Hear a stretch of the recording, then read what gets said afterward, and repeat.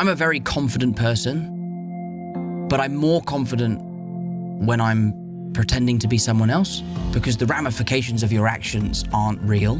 The Spider-Man of it all, that was the big turning point of where like everything changed. But it was a steep learning curve for sure. I think it's quite rare for a young superstar, a talent who has been in the public eye before even reaching his teens, to be as mature, as grounded, and self-aware as Tom Holland. A generation-defining actor, globally renowned for his turns as Peter Parker in Spider-Man, who's now exploring a different role himself. I think we all work too hard and we should put our lives first. I've always lived by the idea that I work to live, I don't live to work. Pressure is a privilege to a certain degree, but sometimes too much pressure is too much pressure.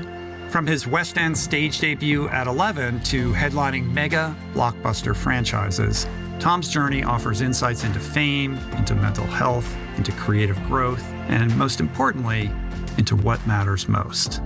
Recently, Tom took a year-long break. He opened up about his sobriety, and he even returned to the stage. Tom Holland is a guy who knows who he is and who he isn't. And this conversation covers all of it. People think a life of sobriety is sacrificing the fun, but it really isn't. You'll never wake up the next day and say, God, I wish I had a drink last night. Never.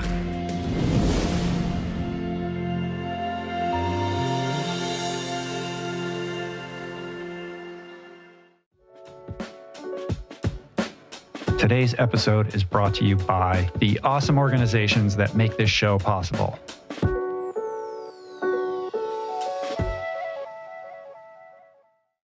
So nice to meet you. Nice to meet you too. Thank you for taking the time. Of course, my pleasure.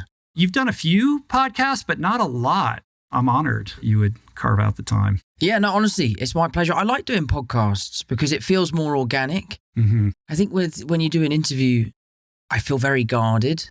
Yeah. And, we just spoke earlier about this is a safe space to talk and stuff. So I really enjoy doing a podcast. Yeah, I think over the course of however long we talk, people are going to get a feel for the real you. Yeah. And I would suspect, as somebody who's got, 65 million Instagram followers, and basically every time you walk out your front door, you have to worry about somebody taking a photo of you.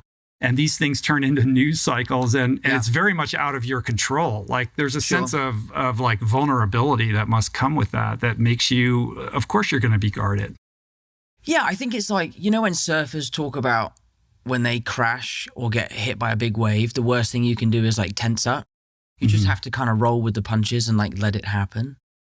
I always find that if I go out in public and I try and resist the request for photos, I end up having a worse day. Mm. So if I just sort of go, it's part of the job, lucky to be doing it, happy to take the pictures, I always have a better day.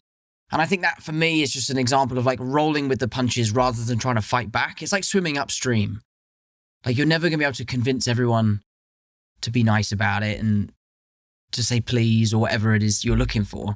But yeah, it's just part of the job, I guess. Yeah, it's that's what they're paying you for. Yeah, exactly. To have to like deal with all that bullshit, right? And to kind of be in a place of surrender and peace with it rather than like confrontational Alec Baldwin vibe. Yeah.